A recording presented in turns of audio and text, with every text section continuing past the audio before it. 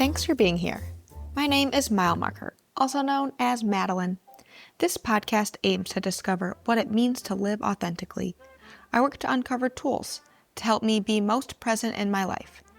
Each episode, we will discuss themes like how to listen to your body, understanding ways to be true to yourself, and learning what deep fulfillment looks like. The episodes will also relate to ideas inspired by my 2024 hike across the state of Arizona. Let's do this. Hello, and welcome to episode 19 of Musings with Mile Marker. On my 19th day hiking across the state of Arizona, I woke up in the Gila River Canyon and walked 20 miles to Superior, which is a town in Arizona outside of Phoenix that I used for a pit stop. It's a gateway community, which means that it's a town adjacent to the trail that provides resupply and food and lodging for people if they want to get off the trail. So let's take a listen to the miles that I spent getting from the Gila River Canyon up to Superior. We woke up early at 6. We started hiking by 6:20, I want to say. The goal was 6 or 6:15, but we started at 6:20. We encountered a man and what might have been his son. They were doing trail maintenance. The trail was clearly getting wider and better, and then I saw the people that were doing the maintenance. I'm like, nice work, guys. Kept going down. Then I don't really remember the terrain that much. I still think we did a lot of miles, though. We did like 20 miles by 3 p.m., 3 or 3:30. And then MJ picked us up. She explained about the picket post was about. It looks kind of like, I don't really know what a picket post is, to be honest, but it reminded me a little bit of a deep/wide field goal. And in the middle of the dip of the field goal, there's a gully or a way to get to the gully, and people run up it. So I was gonna look with Nick and try to find the Strava segment of people running up it. The Boyce Thompson Arboretum was run by this man who had a underground copper pit mine, and I guess the reason underground mine, not a pit mine. I guess the reason the underground mines aren't working anymore is because the machines, like the robots that we've designed to do the work under there, overheat when they're underground. So they're thinking about opening another pit mine on the other side of globe. TBD about that. There was this thing called Apache Leap where these Apaches didn't want to surrender, so I guess they left to their death. It was like a rock formation. MJ drove us. Oh, we also saw.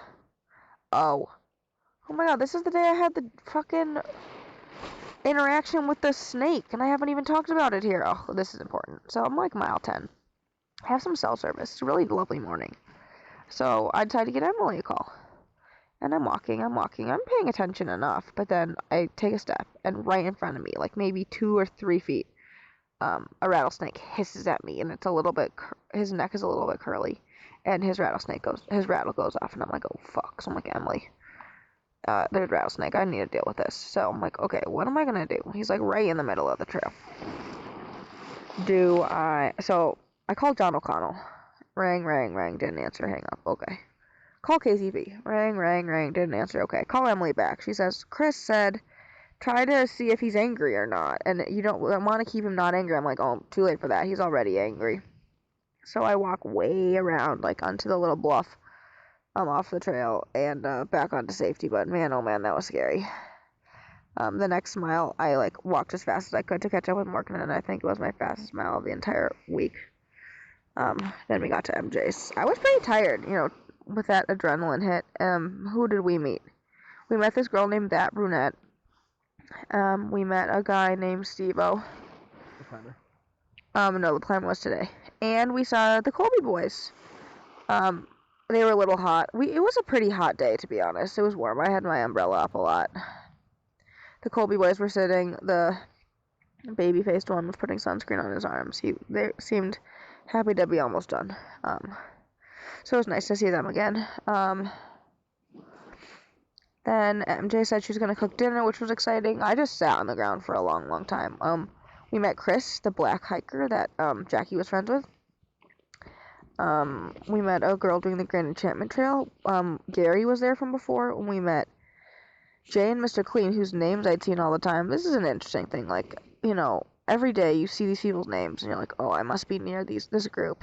And so we finally caught up to some that we'd never met before, and that was exciting for some reason. I just kind of like that idea of these people that exist in theory, but you've never encountered, and then you encounter them, and it's kind of cool. So Jay and Mr. Clean were cool. Yoon was there. Brett had been at MJ's early in the morning, but I just honestly sat and chilled, and then I showered, put on some extra clothes. Nick went out with Chris and the Grand Enchantment girl to have a beer and eat. I really just was hanging out. Then I sat with Morgan in her little trailer. Dinner was spaghetti with hamburger bun, garlic bread that was so delicious, and salad. Then I got ready for bed. Yeah, it was a really good day. Despite the 20 miles feeling like a lot, I was happy to just hang out at the house. MJ was super hospitable.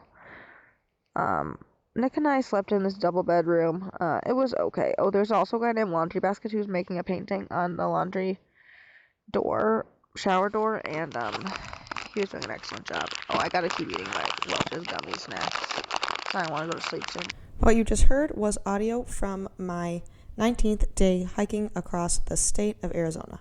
I am going to spend this commentary time discussing, of course, the Rattlesnake, which was a huge moment, core memory of this trail, and Laundry Basket. So I really did not hike with anything in my ears very often. No podcasts, no music, no distractions 99% of the time. But because I was in a place that had a little bit of cell service, it was nice to talk to my sister. And honestly, thank God I had some amount of my wits about me when I came across this snake, because it was just coiled up right in the center of the trail. And I backed up and I took a picture of it, and I was just kind of freaking out. I'm not sure how many moments I stood back, but I mean enough to make all these phone calls and try to ask for advice. But then bushwhacking all the way around him, and then basically walking as fast as humanly possible without running was what I did. And so if I had, God forbid, been bitten, Morgan and Nick were so far away from me, I don't know what I would have done. I would have had to just keep walking for 10 miles to get to the Picket Post trailhead. So this really got my adrenaline pumping for a long while. And perhaps that was why I was so tired when I got to Superior, because I was just drained from that encounter. It was too much excitement for the morning with that rattlesnake. But definitely a good story. And Superior is a lovely, cute little town. Anytime we made it to a town, I was just so relieved. And it is so funny looking back and hearing the way I talk about doing 20 miles. Hiking 20 miles for any person is a long day. This is a lot of hiking. And so it's no wonder I was tired. And I was getting a lot of elevation gain in this one because I was going up from within the Gila River Canyon, getting out of the canyon, and then making it into the town. So it was wonderful. I mean, this trail was just such an excellent experience. And I loved making it to the house to chat with the other hikers. It's fun to just rest and drink soda and hang out and just kick it with these other people that are also enjoying the trail with you. I want to spend a few moments telling you about this hiker named Laundry Basket. He was such a unique guy. I'm not sure how old he was. Probably mid-20s, if I had to guess. And when I arrived at the house, he was just sitting on the floor in the kitchen, painting a gorgeous mural. It had snakes and cactus. It was just a colorful conglomeration of the local flora and fauna of Superior, and it was gorgeous. And I don't know how many days he was spending at MJ's to complete this painting. But I also don't think I spoke any words to him during this time. He really kept to himself often. And the reason I was so captivated by him is that he really marched to the beat of his own drum. And I think as someone, for myself, I marched to the beat of my own drum very strongly as a kid, and then let that really dominant downbeat kind of soften over the last couple of years. Seeing him in his element, just being so true to himself and living very authentically, was really captivating to me. And I wouldn't even, inspiring in an interesting way, because I would not have necessarily hiked the trail in the way that he hiked the trail. He was taking a lot of days off, and he would hike further and then presumably take more days off. His schedule felt a little bit haphazard almost, but I appreciate that he just lived in the moment. He really struck me as someone who, I am coming across this person's home and I can paint this mural on her door. I'm going to embrace that, and I'm going to do that. And I'm not going to talk to people if I don't want to talk to people. And we encountered him frequently on and off throughout the rest of the trail. But it was, I almost don't want to share the story yet of his trail names, but we can talk about Laundry Basket specifically. I actually found out what his real name is, and I was sort of disappointed to hear who his regular life name is. It's like the identity of Laundry Basket was something I really appreciated about him. And he was a hiker, just like the rest of us, with a pack, a regular hiking pack with his tent, sleeping gear, clothing, cookware, etc., etc.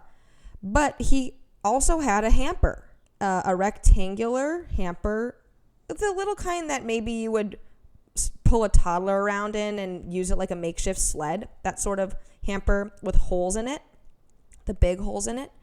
And he just stuck it on top of his pack, kind of like a turtle shell. And it was with him for the length of the trail. He would use it to organize his pack. It had a little bit of protection, I guess you could say. But it was just his item. And it was part of his identity. And it made him very recognizable, because if you were on the trail in the distance, you could just see, there's someone bopping around, walking with a little laundry basket stuck on top of their pack. I just really enjoyed his presence. He was so calm, and he spoke extremely slowly. And if you asked him a question, he would take a lot of moments before responding. It was almost as if you weren't sure if he was going to respond. And I just thought, man, how cool is it that you are so comfortable in your own skin and being who you want to be and spending this trail exactly how you want to spend it. And I really, every time we crossed paths with him, I was like, there he is. There's Laundry Basket. Let's go say hi. Give him a wave. Just appreciate his energy and his being. I just really appreciated his being. And this is something that I'm really working on in my life today, which is something that I've mentioned in previous episodes, which is trusting my intuition and understanding how I'm feeling when I'm around new people, and knowing how to hear my instincts in different scenarios and then accept them to be true and embody those instincts and intuitions. But I still find it challenging because I meet people every day, or I'm, interacting with my friends, and I struggle with hearing what my intuition is trying to tell me. And so, interestingly, in Superior is the place where I also met Geo Dude. And so I'm really trying to find people that I can connect with just on a personal level, and meet people that I am inspired by because of their authenticity. Authenticity is really important to me. Authenticity is what I strive to achieve. And when I meet other people living their authentic lives, it really invigorates me. After the trail, I returned to Superior in February of 2025, and I ran a trail race in Superior, and Nick and I stayed with MJ again. And when we were there for this trail race called the Copper Corridor, there was a hiker, and his name was Geo Dude, and he was doing his own hike, his own path called the Great Western Loop, which theoretically goes all the way around the western United States, starting in Montana, going all the way south on the Continental Divide Trail, west through New Mexico and Arizona, till you get to the southern portion of California for the Pacific Crest Trail. Then you go north on the Pacific Crest Trail. Then you go back east on this Pacific Northwest Trail. And we met him while he was doing an Arizona portion. And he was actually really ill when we arrived. I don't know if it was from drinking bad water or what, but he was just in the other room, and Nick and I were in one of the 2 bedrooms, and Geo Dude was in the other, and he was not well. But I could tell this guy was special. He was so energetic, and even though he was under the weather, his spirit was so strong, and I was also very captivated by him. So perhaps Superior, Arizona is a special place for me because I am encountering these people that just are really striking, and it's extremely inspiring. So I'm working on meeting people in Austin or noticing people in Austin that are inspiring to me, and I can tell that I'm feeling like my best self when I'm around them, or that I'm inspired, or that I'm energized, that I am living an expansive life rather than a contractive life, even just in a conversation. So I am actively striving towards this every day in Austin and trying to notice, am I feeling good and fun and lively in this interaction, or am I feeling uneasy and distrustful and questioning of this other person, or questioning of how I am around this other person. So every day is a journey, and I'm also meeting many more people in the biking community because of my involvement in the Ghost Bike Project, which is a community that I'm really excited to be around, because I'll just make this blanket statement, but I feel like people who ride bikes and spend time transporting themselves not on cars are making an authentic choice. And that's something that I want to continue to do, which is just be my best self on a bike, meeting people who are also their best selves on bikes. And that's going to be my journey, especially for this year. You know, it's already 2026, and I spent 2025 using the beginnings of this podcast to kind of reestablish my footing on how I wanted to live my life. And I feel like now my footing is definitely established, and I'm just trying to kick it up a notch. I'm going on the same path, but I'm just making the path even stronger. And I'm really excited about where it will take me. So thanks for listening.